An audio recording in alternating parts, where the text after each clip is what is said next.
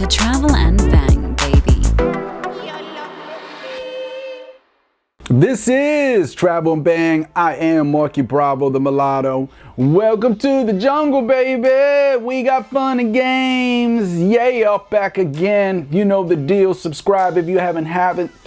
And then check out my book on Amazon, Razorblade Romance. So this is what we're going to do. I was talking to Cliff Jumper, one of my confidants, and we powwowed. And if you don't know, he's in the round table. I suggest every man out there does that. You get different dudes who are on your level, your intellectual capability level, and you powwow, you talk, you discuss, you share ideas. This is how you grow. This is how you master things, okay? So he was talking about this client he has. Basically, he's a dating coach. So men, younger men, or even men who are his age come to him and pay for services rendered, you know what I mean, to learn real social dynamics, you know, in the context of intimate dating with women, okay? And the guy's 38 years old, makes up to $300,000 a year. That's $250,000. That is a substantial amount compared to the average working class man.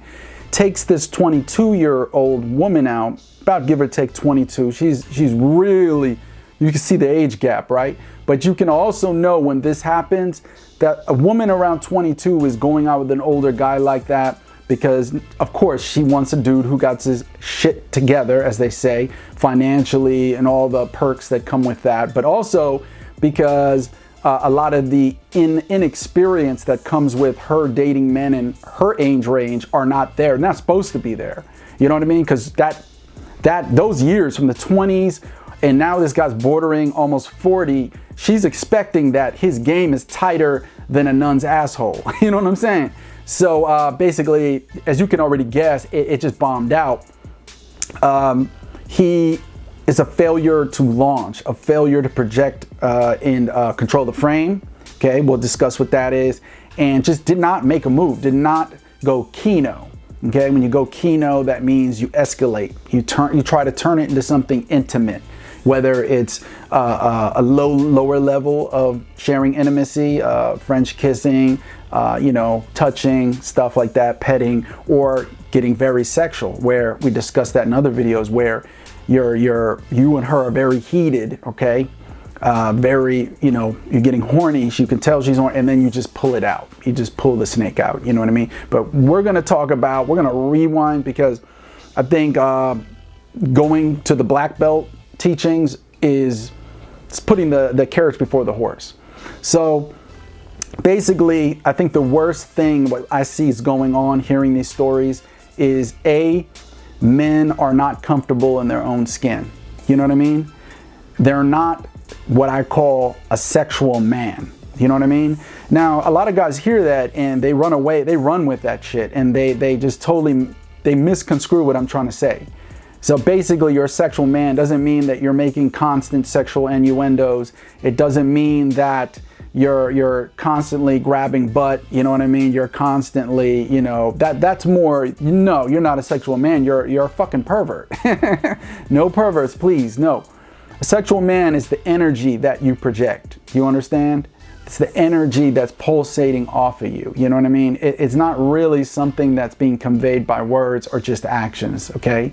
And when you fail, when you're going on a date with a woman you find very attractive, first of all, I can say he pedestalized her. He already told Cliff Jumper, and Cliff Jumper told me that he thought she was like a 9 or a 10. This pedestalization gots to fucking stop, gentlemen. In the U.S. Army, when I was a soldier, we said, hey, 1 through 10 is for effeminate men and women, okay? It's for effeminate men and women. And women have a right to do 1 through 10. We as men, it's 1 or zeros. We're binary. It's 1 or zeros. Would you have sex with her? Would you date her, meaning, right? Or would you not? Yes or no, period. Forget all this 1, 2, 3, 4, 5, 6, 7, 8.5s. Stop. Just stop it. You sounding really effeminate right now. Don't. It's very anti-masculine. Don't stop using the 1 through 10 scale, okay? So because he pedestalized her, it was already a fear because he wants it so bad. He doesn't want to come across the wrong way. Okay, so he didn't project the frame correctly, right? Because he didn't know how to control the frame. To control the frame, you got to project what I say, the asexual man, the energy that you're conveying. He doesn't have that. You know, this is like a software that has to be ran on the hard drive. This is how you run the software in the hard drive. You conjure. It's called conjuring. Persona conjuring. Conjuring, you're familiar with that. A lot of people, if you keep up, some people keep up with the occult magic community, they conjure spirits, okay? But this is something else. We're not talking about that, okay? So conjuring, a persona conjuring is when you're watching TV, so to say, a movie, and you see a man who you feel a connection with. You feel like, wow, you seen this character, this superhero, whatever, this actor, and you're like, man, that's me. That's me. Well, how do you conjure that personality from that person that you're seeing in that movie or that TV show that you're a fan of, right? First of all, you have to understand that you're not, you know, a lot of people go like, what? You want me to act? What? Yes, I want you to act. This life is a theater. Welcome to the movie. It's your movie and you're the actor. You got to play the best role you got to play. So yes, you conjure a different personality, and you know what? You're going to do it because that's how it all begins. Mimicking. When you were a child, how did you learn how to speak? You mimicked your parents. You mimicked stuff you've seen on the Flintstones or cartoons, right? You mimicked until vocabulary and dialect and the way your accent is developed naturally. You know what I mean? It became a part of you. Mimicking. You know what I mean? How did you get your fashion down? You mimicked. When I was young, I wanted to be I love East Coast rappers. I love Notorious B.I.G. I love Black Moon. I love everything coming out of NYC at that time in the late 90s. And I emulated them. I dressed just like them. Timberland boots, baggy Karl Kani jeans, you know, with the hoodie, you know what I mean? Running around with a backpack with a baseball, you know, mini baseball bat, just fashion style that I don't even, by the way, I evolved past that. But I mimicked. You mimic until you evolve into, it becomes a part of you, or you take fragments of it, it becomes a part of you, and the rest that you don't need, it just gets lost in the ether. You understand? So yes, you are mimicking. You are going to conjure that personality. Here's a man that I think every man could work on conjuring. You ever know the TV show Billions? Everybody knows Billions. Don't even act like you haven't seen the TV show, the series Billions, okay? Bobby Axelrod, the beginning seasons with Bobby Axelrod. Bobby Axelrod, the energy he pulsates as a billionaire is something to emulate. It's something to conjure. Bobby Axelrod. He has everything, if you watch that role, everything that a woman would find attractive about a man. He's in your face, he's direct, he knows what he wants. Even when he makes a mistake, he does admit his faults, but he's back to trying to make it right. He knows what he wants. It's that exudes confidence. You know what I mean? And that projects that, it becomes transmutation, sexual transmutation. It gets expressed as sexuality. He's a sexual man expressing power. Power makes the woman's punani wet, gentlemen. Power doesn't, okay, if you don't have the money and so-called the quote-unquote power, you have the power because the realm of power of who you are, you're in control. You have that swagger.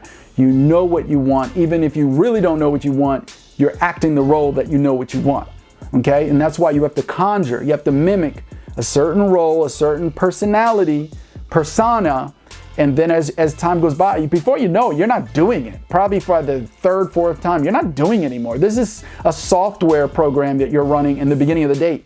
And before you know it, after like a couple minutes or even worst case, an hour, it becomes a part of you. And then you're just you. You know what I mean? You're not even thinking about that anymore. Because the worst mistake, gentlemen, is what's been told in the dating game. And our parents and everybody we looked up to are guilty of this. Just be yourself. Just be yourself. Well, that would be easy to just be yourself if you knew which self are you talking about. The self that your parents, your mother and your father know is not the same self that your employer knows. Or if you're a businessman, entrepreneur, the same self that your customers or clients know, right? a total different thing. The woman that you're sexually intimate with, you're having a love affair with, sexually, you're in a relationship, or maybe just, you know what I mean? She knows a different version of you than your parents. Now you know why you feel kind of weird and strange when that woman might be around your parents, and because yeah, she might see that other version of you that you're not really comfortable her knowing about just yet or in that moment. So just be yourself is horrible advice, because really what it needs to be is which self be yourself should you be yourself? You know, which one? You have to be, you can't be the version of what your parents see, okay? You're going to exude, or how you are in front of your male counterparts. You're going to exude platonic vibes just off the bat, because this is not conducive to seduction. This is anti-seductive and not conducive to arousing sexual feelings within a woman. Okay? Oh my, I can already hear somebody saying, oh, it's almost sexual. Yeah, because it is. You know what I mean? It is. It's the fuego. It's the fire. Sambunya bacalao. You know what I mean? But the arousal has to be a part of it. This is what feeds the fuel, the fire for you and whatever companionship you're looking with in that moment, or for the time being, or long term with a beautiful woman. So being yourself, bad advice. So to be who you are, and if you don't have it down, to exude being a sexual man and to have it down, we talked about it now, to conjure a persona, Bobby Axelrod, James Bond, or maybe it's someone else. You know, I'm just making examples. That's how you get past that, okay? So let's talk about Kino, okay? K-I-N-O. They call it going Kino, okay? This is an escalation. So you're doing the persona conjuring, you know what I mean? Or you already got it in place, those elements, that energy that you're projecting, right? Whether you're mimicking or whether you already have your own style. But okay, so you're escalating. Okay, first date, as we already want, I'm gonna repeat myself, okay? So you're escalating by touch. You put your hand on top of her hand, on the side, you touch her by the hip. You can already see the look on her face. Is she reciprocating? Is she giving you choosing signals? You know what I mean? Remember, by the first time, you already got to get this over with. You got to get this over with. If a woman doesn't want to kiss you on the first meet, you know, even in public area, you go out for a drink or coffee, then you pretty much communicated that you just you're a platonic guy friend. So get it over with. Here's a reminder, gentlemen, in case you're watching the news about Russia threatening nuclear war on the Western world. My main point is, gentlemen, tomorrow isn't guaranteed. I hate sounding grim like that. I hate sounding, gentlemen, you do it without a care because you're living in the moment. You're alive. Do it. Go Kino. Escalate. Do it. Stop thinking. Stop living in your head. Stop thinking. Just do it. Worst case scenario, she pushes you away or she pulls back her, and then you, oh, my bad. And then you already got your answer. You already got your answer. There's no need for a second date. It's not that complicated, okay? Not that complicated. So that's what I was talking about with Cliff Jumper and his client, you know what I mean? That it's not that complicated. It's not that complicated. You know what I mean? You just, it's usually, you know, right when you're out with the woman that, you know, where you fall, you know what I mean? But the sooner you get her to understand you're a sexual man, okay, that you want to have an intimate space in her life. And we talked about mode 1 too. If you don't want to do the moves, mode 1 would be just fine. To verbally then communicate, hey, this is what I want. And if she's ooh and ah, hey, no means no in this society. By all means, no means no. Gentlemen, all right, you asked, you inquired, you leave it alone. And you move on. There's a million other women on the planet.